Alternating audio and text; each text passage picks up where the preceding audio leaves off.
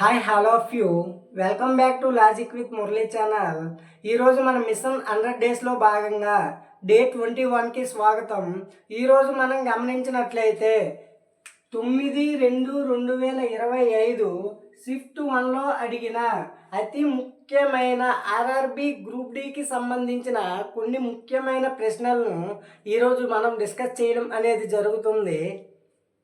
రెండంకెల జంటల ప్రధాన సంఖ్యల మొదటి రెండు జతల యొక్క మొత్తం ఎంత?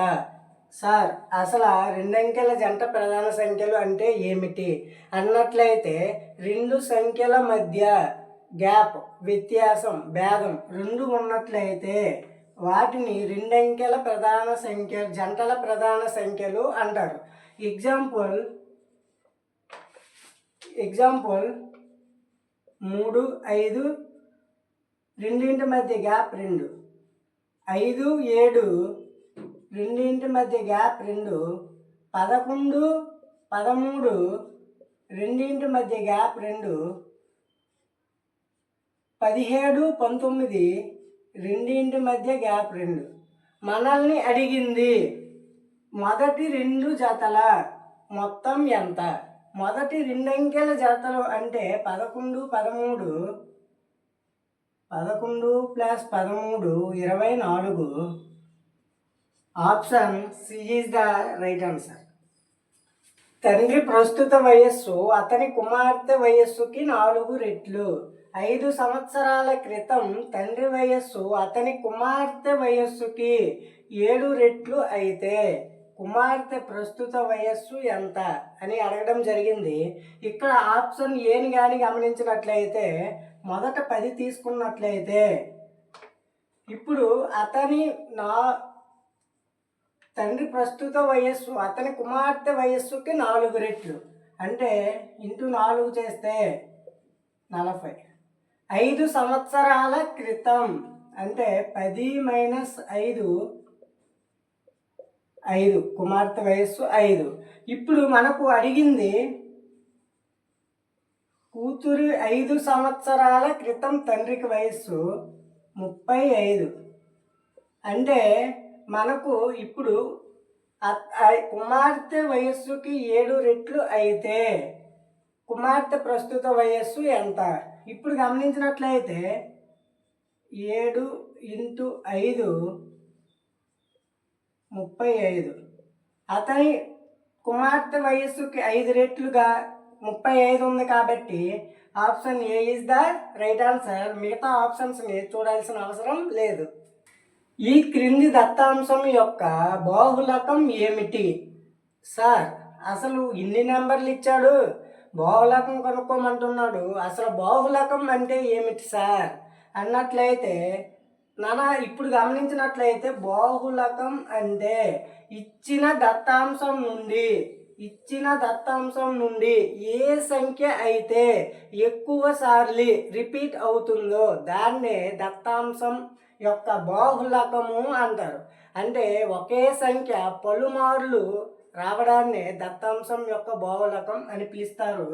ఇక్కడ గమనించినట్లయితే మనం 86ని కానీ గమనించినట్లయితే 1, 2, 3, 4, 5, 6 సార్లు 86 అనేది మళ్ళీ రావడం జరిగింది. మిగతా నెంబర్స్ కూడా 1 సారి 2 సార్లు లేదా 3 సార్లు రావడం అనేది జరిగింది. కాబట్టి మనకు ఈ దత్తాంశం యొక్క బాహుళకం 86. Option B is the right answer. Rishi ఒక పనిని 12 రోజుల్లో చేయగలడు. పాన్ రిషి కంటే 20% ఎక్కువ సామర్థ్యం గలవాడు. అదే పనిని చేయడానికి పాన్కు పట్టే రోజుల సంఖ్య ఎంత? అంటే ఇక్కడ గమనించినట్లయితే సామర్థ్యం పెరిగినట్లయితే కాలం తగ్గుతుంది. ఇప్పుడు గమనించినట్లయితే రిషి కంటే పాను 20% అధికంగా చేయగలడు, సామర్థ్యం గలవాడు. అంటే ఇక్కడ 12 రోజుల్లో అంటే రిషి కంటే ఇంకా తక్కువ రోజుల్లో పాన్ చేయగలడు.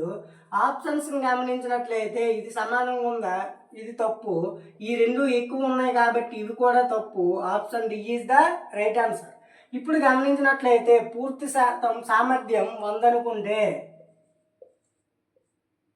రిషి కంటే 20% ఎక్కువ సామర్థ్యం గలవాడు కాబట్టి 120 నిష్పత్తి చేసినట్లయితే 20తో 5 సార్లు, 20తో 6 సార్లు, అంటే 12 రోజుల్లో, అంటే డబుల్ 12, 5కి double 10. Answer D is the right answer. క్రింది వాటిలో ఇచ్చిన శ్రేణి తార్కికంగా పూర్తి చేసి ప్రశ్నార్థక స్థానాన్ని భర్తీ చేయు అక్షర సంఖ్యా సమూహం ఏది? ఇక్కడ వి గమనించినట్లయితే 22 Z, 26 Y, 25. ఇప్పుడు ఎక్స్ అంటే 24, బి అంటే 2, ఏ అంటే 1. ఇక్కడ గమనించినట్లయితే +2 చేయడం జరిగింది. తరువాత జెడ్ తరువాత 26, 27 బి +2 చేయడం జరిగింది. తరువాత కూడా +2 చేయడం జరిగింది. ఇక్కడ గమనించినట్లయితే -6 చేయడం జరిగింది. ఇక్కడ లాజిక్ +2 +2 +2 +2 +-6 అనేది లాజిక్. ఇప్పుడు మనం ఇక్కడ గమనించినట్లయితే బి అంటే 2, ఎఫ్ అంటే 6, ఈ అంటే 5, ప్లస్ చేసినట్లయితే +2 చేసినట్లయితే 4 అంటే డి, +2 చేస్తే 8 అంటే హెచ్, +2 చేసినట్లయితే 7 అంటే జి. అంటే ఇక్కడ -6 చేస్తే 40 DHGH. అంటే option D is the right answer. 3652,497 సంఖ్యలోని ప్రతి అంకె ఎడమ నుండి కుడికి అవరోహణ క్రమంలో అమర్చబడి ఉంటుంది. ఈ విధంగా ఏర్పడిన సంఖ్యలలో ఎడమ నుండి రెండవ మరియు కుడి నుండి రెండవ అంకెల మధ్య లబ్ధం ఎంత? ఇప్పుడు గమనించినట్లంటే అవరోహణ క్రమం అంటే చిన్న సంఖ్య నుండి పెద్ద సంఖ్య.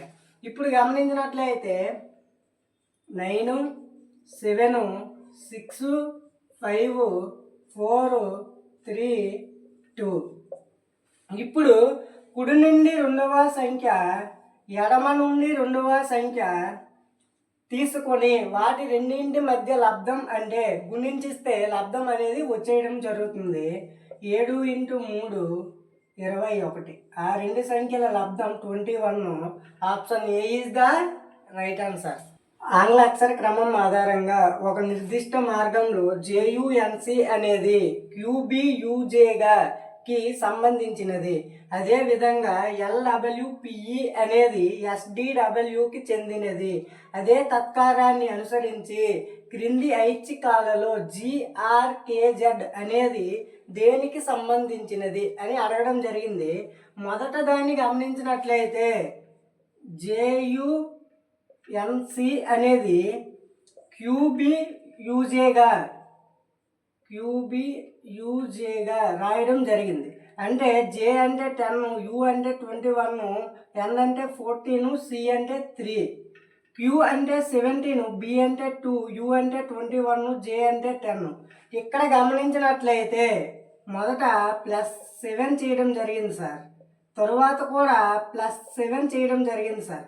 అంటే 25 మొత్తం మనకు 26 అక్షరాలు కాబట్టి 21 తర్వాత 5, ఆ తర్వాత ఏబి +7, తర్వాత గమనించినట్లయితే +7, తర్వాత గమనించినట్లయితే +7.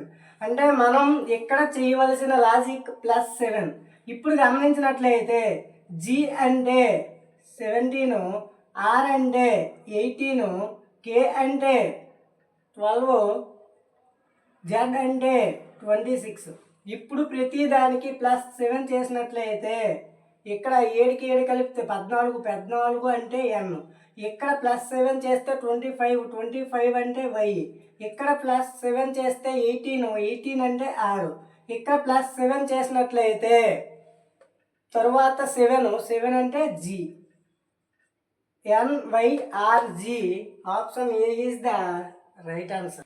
ABCDEF మరియు జీలు ఒక వృత్తాకార బల్ల చుట్టూ కేంద్రాభిముఖంగా కలరు.